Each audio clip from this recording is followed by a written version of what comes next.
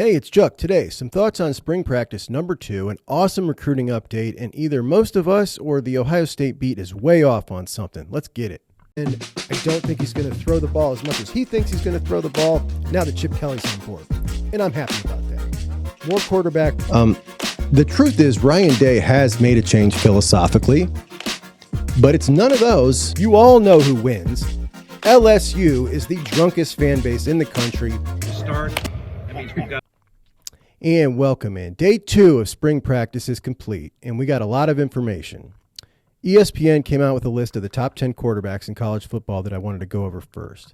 So let's go over their list. We got Carson Beck from Georgia, number 1. Oregon transfer Dylan Gabriel, number 2. Quinn Ewers from Texas, number 3. Jalen Milroe, number 4. Noah Fafita from Arizona, number 5. Jackson Arnold, Ole Miss, number 6.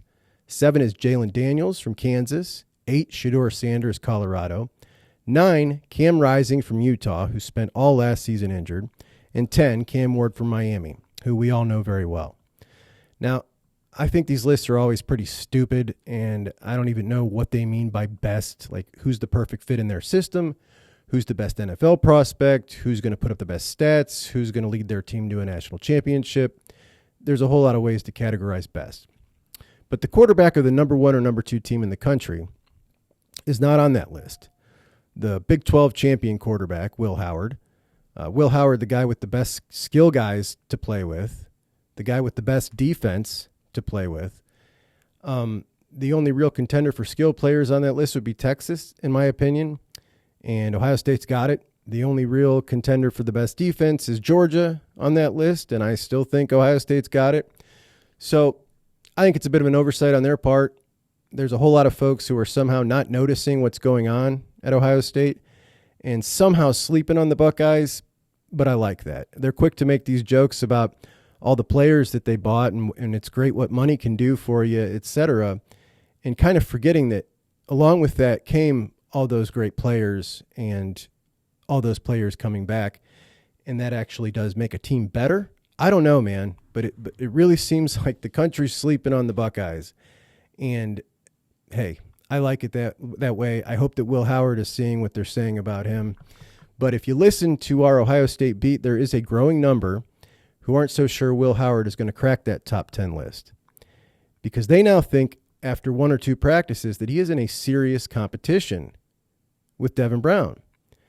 Now, the other day I did a video on Devin Brown after his bold statement calling people cowards that think he may transfer. And I love his attitude. I give him props for his attitude, his leadership. I love the way he goes about his business. But after I did that, I got a lot of feedback on the various platforms that I post on. And the common refrain was, okay, great press conference, but Will Howard's still the starter. That's what everybody was saying to me. Now, I agree. And that's not why I did the video. But I just admire the way Devin Brown has gone about his business, and I wanted to highlight that because I think he's a good leader. I think he's a good teammate, and he's kind of old school. And a guy my age really likes old school. I think he's a good Buckeye, man. I love the dude. You don't need to be a star on the team for me to consider you a great Buckeye. I think it goes deeper than that. It's how you handle yourself with your teammates, and how you represent Ohio State. And I think he does a great job of that. And yes, I do think Will Howard is the guy. And I think the majority of Buckeye fans feel the same way, particularly the ones that listen to this show, because I hear you. We talk. Now, there are some Devin diehards, but I think they're more Devin fans who are kind of hoping that that's what happens. I don't know if they really believe that. Maybe they do, but I respect where they're coming from because I'm with them on their opinion of Devin. Maybe not so much what he's capable of as a quarterback, but him as a guy. I love him. And I think that if a guy like that wins the quarterback job, it's going to be so exciting and easy to root for. I just really don't think he's that good. That's just what I think. But I hope he proves me wrong because it would be a whole lot of fun to root for a team led by a guy that fiery. And it would just be a great time. But much of the beat who shared the same opinion as us heading into spring practice that this was Will Howard's team have all of a sudden changed their tune. I don't know if you've caught it, but here's a few quotes after practice 1 and a couple after practice 2. Quote, Will Howard looked shaky at times Tuesday, and it didn't calm the rumblings of, does Devin Brown have a real shot at winning this job? Before I thought it was 80-20. I left Tuesday thinking it was 50-50. Will didn't excel passing consistently. I think this is a true quarterback battle. Devin was much sharper, better compared to himself last year. Devin has the strongest arm, and it's not close. Now, that's just a couple. I heard more.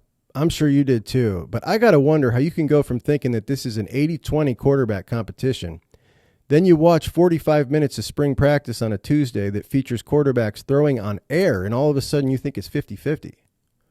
But I saw this theme on 3 separate outlets yesterday, and they're basing this change in opinion on Will Howard's first time ever throwing in that building in a practice, and I find that pretty shocking. Now, I saw even less than they did, obviously, and so did you. And we're looking at this stuff that's coming out, trying to make some judgments on this and judgments on that. And I made several judgments myself off of practice number 1. I'll make some more later. But is it silly to make any concrete judgments or really gather a whole lot of this other than how does everybody look physically? How do they look next to each other when they're running routes or throwing balls? Yeah, it's silly. I mean, they didn't even see, the beat writers did not even see the 7-on-7 session either day. We didn't see the 7-on-7 session. All they did was watch warm-ups. That's all we did.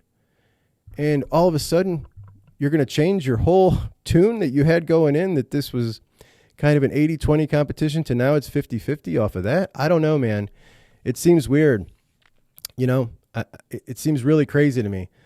There are a lot of times that the beat reporters have conversations that we aren't privy to. Is something going on there behind the scenes that we're not privy to? I don't know. I find it bizarre. But so often, all we need to do is kind of put ourselves into someone's shoes to get a good estimation of what goes on behind the scenes. And Will Howard came here. He had a 4th or 5th round NFL grade. We know that. We know that Ryan Day wasn't confident going into the season with Devin Brown as the only game-ready guy. So Will Howard was torn about transferring or going to the NFL. He told us that.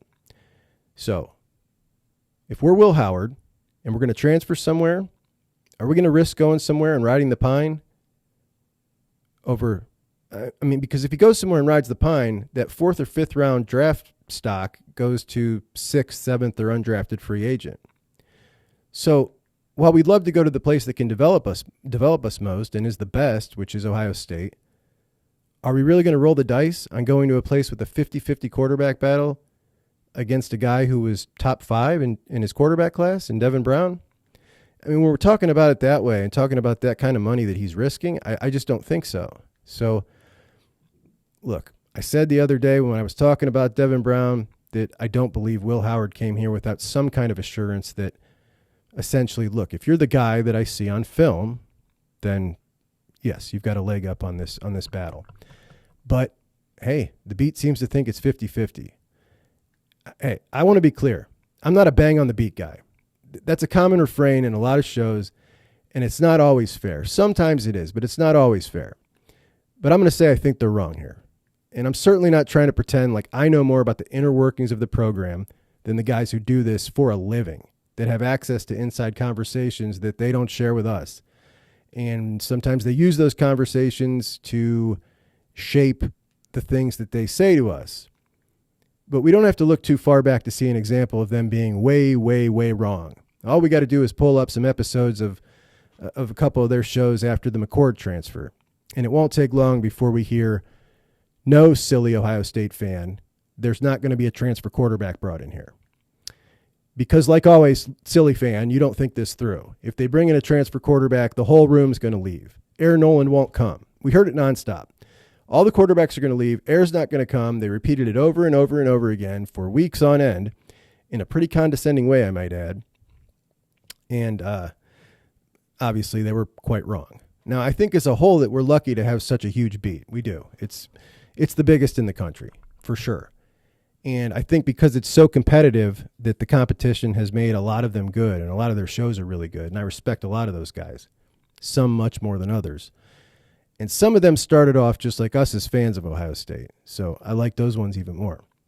But I actually think that the diehard fans have been much more forward-thinking about how you need to operate a program in this new changing new era of football than a lot of the beat, to be honest. A lot of them are still of the mindset that it's 2010, and it's not.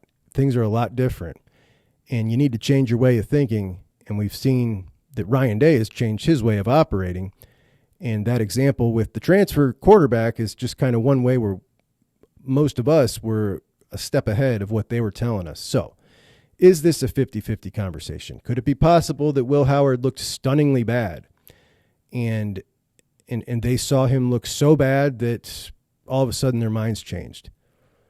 I guess it's possible. Could they have had a conversation with the staff that they weren't supposed to repeat, and that's what changed? I just find it odd that I'm talking 3 separate outlets I watched, and all of a sudden we're talking guys who were pretty locked in on Will Howard being the starter, and after practice number 1, without even seeing a 7-on-7, they come out of there talking about a 50-50 battle. So, guys, that kind of blew my mind, and I would love to know what you think about it. But anyway, time for me to make some sweeping takeaways off very little practice snippets, watching quarterbacks throw on air, which obviously, guys, this means very little other than it's all we can see, and there's nothing else going on, so that's what we talk about because that's what we do. We're passionate fans. Howard, to me, looked doggone good. He looked like a seasoned starter. He moves like a seasoned starter.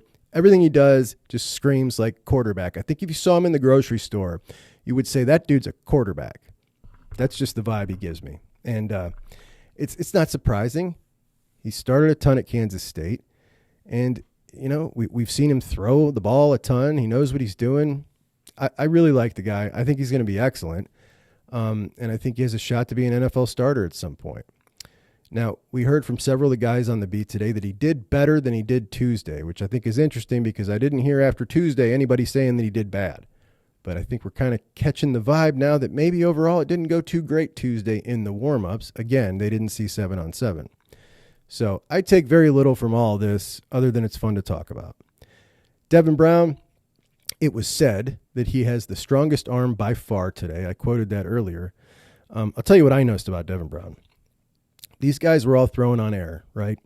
And many of them were changing their trajectories. You could see them layering the ball as if there was a defense. There wasn't. But, you know, just, okay, this is what's normally going to be on this route, so I'm going to layer it in there. Devin didn't do any of that. Devin was throwing straight mustard every ball. And that's part of what he is, and that's part of what I love about him. And maybe this could be feeding into the impression that some people take away that he has the strongest arm by far. I don't think he has the strongest arm by far. He has a strong arm. That's been something we've known about him as an attribute since he was coming out of high school. I don't particularly care about that myself. I think it's a vastly overrated quality in a college quarterback. His accuracy to me looked a little better than what I saw Tuesday. And that to me is way more important in a college quarterback. Interestingly enough, so Lincoln looked pretty good today, more in control today, but I also heard this today. Quote, I want to change my thinking about Lincoln that he's not really in this quarterback competition. Dude, Lincoln's not in this quarterback competition. Lincoln said himself, this is my first spring. Look, Lincoln's not anywhere near close to the starting spot at Ohio State. That blew my mind. Okay, now that one I vehemently disagree on. I say it tentatively when I talk about Devin. I disagree. Lincoln? No, absolutely not. That's not happening. That's crazy. Listen to Lincoln talk, man. Lincoln doesn't know what he's doing yet. I think Lincoln I think Julian Sain is further along than Lincoln, and once he gets the playbook for 3 weeks, he'll have already passed Lincoln on the depth chart. Being a little hyperbolic. But no, Lincoln's not in this quarterback competition. That's crazy. Anyway, Air has a long way to go. He looks like a fish out of water so far in everything I've seen him do. Even in a ball security drill that I saw where the quarterbacks were lined up on the side, ball carrier running down the middle, and the quarterbacks were reaching out, attempting to strip the ball. And everything's tentative with Air so far. Will Howard, the vet, is aggressively reaching in, trying to strip out the ball. Air's just kind of soft, tapping his arm. He just looks unsure of himself so far, and that's normal. And I take absolutely nothing out of that other than he's a freshman in his first and second practice ever. He's nervous. Whatever. It's normal. I'd be nervous as hell too. But Air's balls, this dude's got some beautiful touch, man. It's pretty exciting to watch. On Tuesday, he was dropping in wheel routes just right over the top. They were gorgeous. Thursday, again, just some really nice touch. I've heard his arm strength isn't so strong. And again, I don't really care. I only care about strong enough. And the touch part, I will take 10 times out of 10. And I know his arm is strong enough. So good for him. Really smooth looking kid. Julian Sayin was hands down the most impressive guy. Again, he's the most natural. He moves tight and perfect. Crisp balls. Even on screens, even his screen pass looks different than everybody else's. He does everything perfect with his feet. His balls are the perfect height, right where they need to be. I mean, we talked in the video that I did the other day about Sayin versus Air, how he started with a quarterback coach when he was 9 years old, and it really shows. I mean, it really does. He looks like a veteran. He's fun to watch. I'm sure the coaching staff is pretty enamored with him already, man. I mean, I'm telling you, this dude is something. He really is. And when you compare just watching him out there to Air and even Lincoln, he appears to be quite a bit ahead just in overall quarterback development. You know, I'm not talking about this playbook or this offense, but just quarterback fundamentals. I don't think it's very close. And I think that Julian Sayin is going to be the starter eventually at Ohio State. DBs. So we saw a few drills, but not much to take away, in my opinion. But Denzel Burke had some good quotes, as always. I mean, this dude is as real as it gets.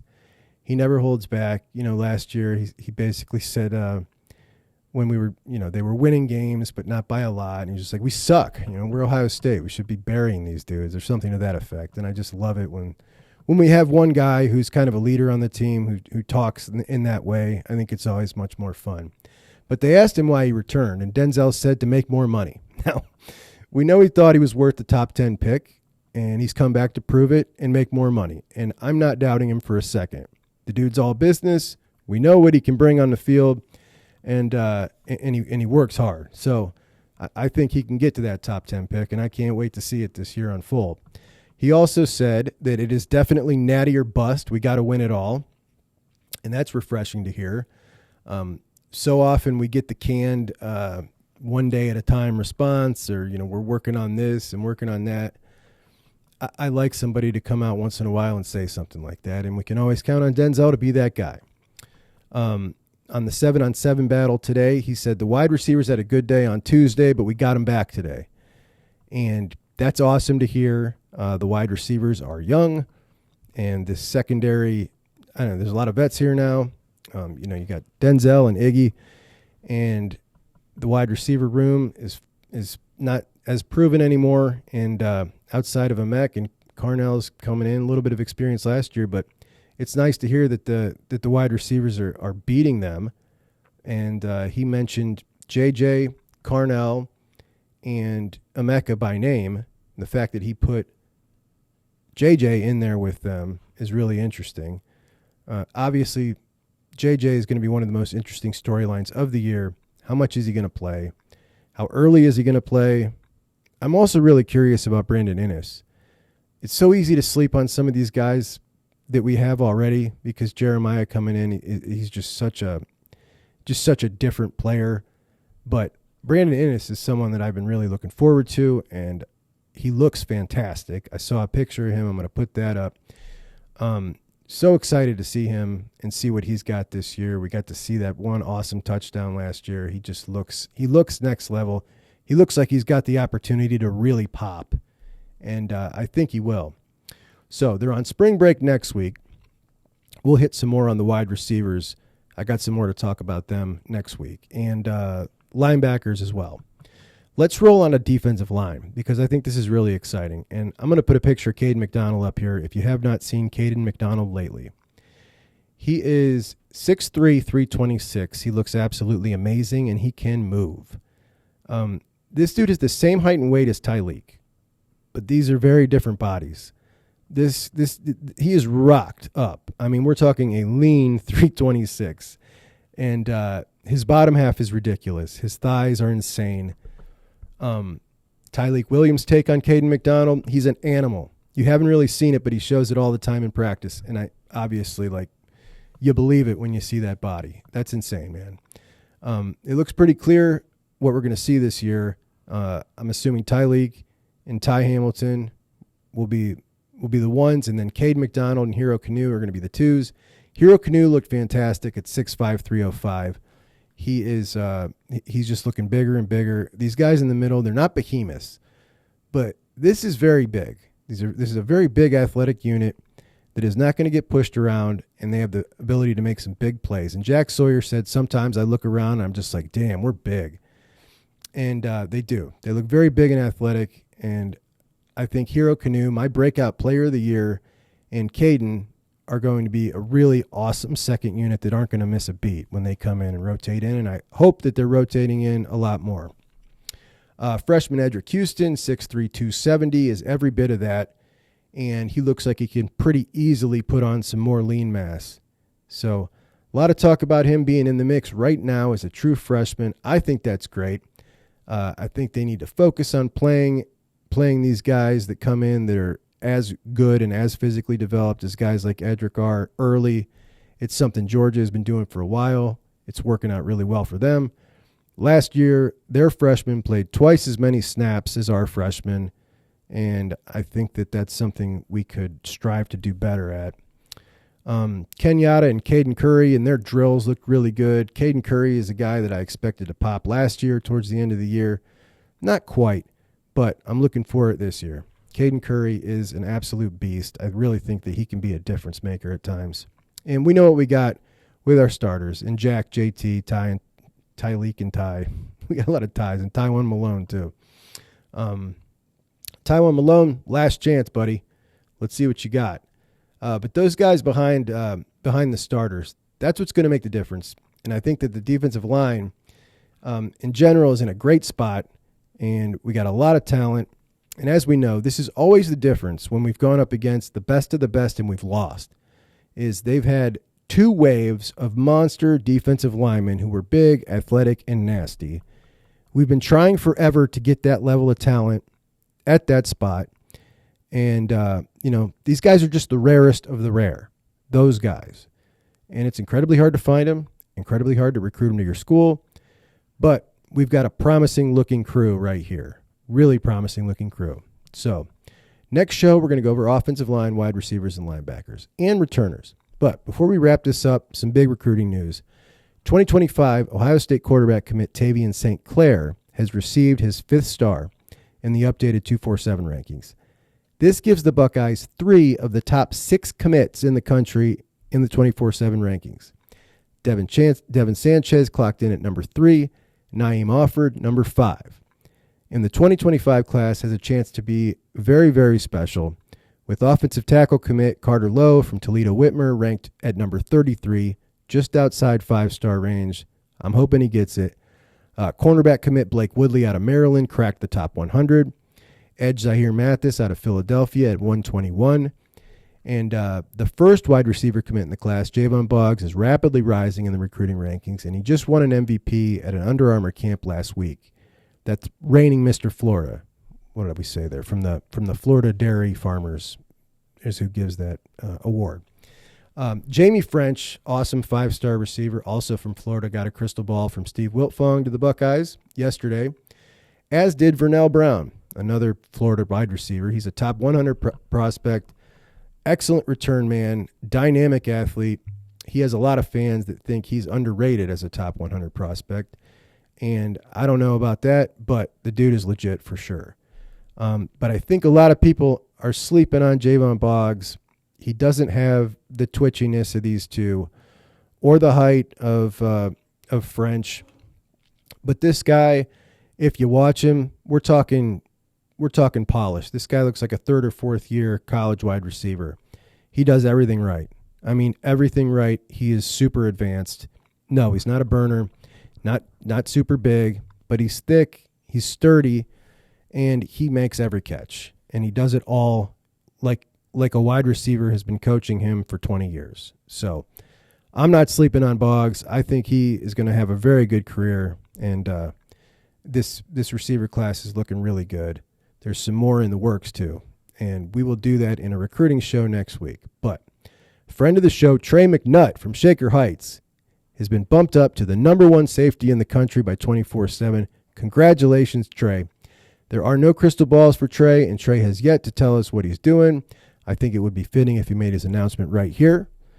But the big news here is Tavern St. Clair, now the number 2 quarterback in the country, got his 5th star.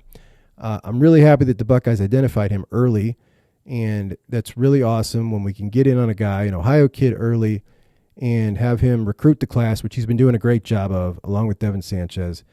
And we'll get to more of that next week, all about the class of 2025, which I think has the opportunity to win the recruiting crown, depending on the total number they bring in on the class. So tomorrow makes 6 weeks of Juck on Bucks. I'm having a great time. Thank you so much. Make sure to check us out on Apple Podcast or Spotify.